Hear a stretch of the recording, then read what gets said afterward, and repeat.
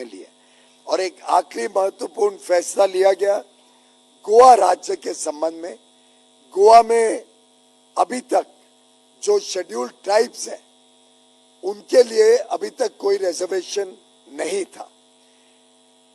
प्रधानमंत्री नरेंद्र मोदी जी समय समय पे कई सारे निर्णय लेते हैं, विशेषकर उन समाज के लिए जो वंचित रहे, पीड़ित रहे, समाज में अपना सही स्थान ग्रहण नहीं कर पाए।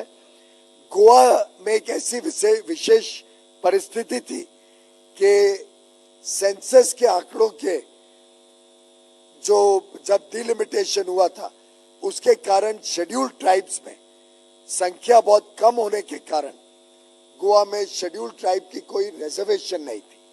लेकिन उसके बाद नई ट्राइब्स को जोड़ा गया। कुनबी, गावड़ा और वेलिप, ये 3 नई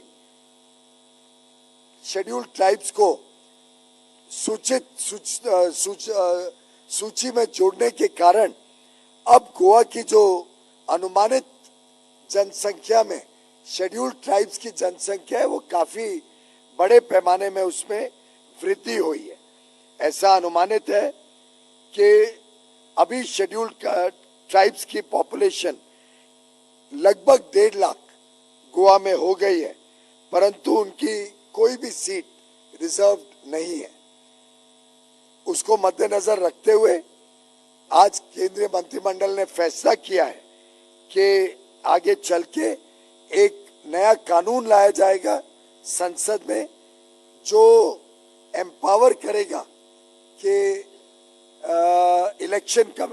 सेंसस कमिश्नर जनसंख्या का जब आधार बनाए उसमें शेड्यूल्ड ट्राइब्स गोवा में कितनी हैं उसका भी सेंसस कमिश्नर नोटिफाई करे, क्या पॉपुलेशन शेड्यूल्ड ट्राइब्स की है, और उसके आधार पर इलेक्शन कमीशन को एम्पावर किया जाएगा कि वो delimitation of parliamentary and assembly constituencies order 2008 में संशोधन करके गोवा में लेजिस्लेटिव असेंबली में शेड्यूल्ड ट्राइब्स को भी रिजर्वेशन का लाभ देने का काम करे।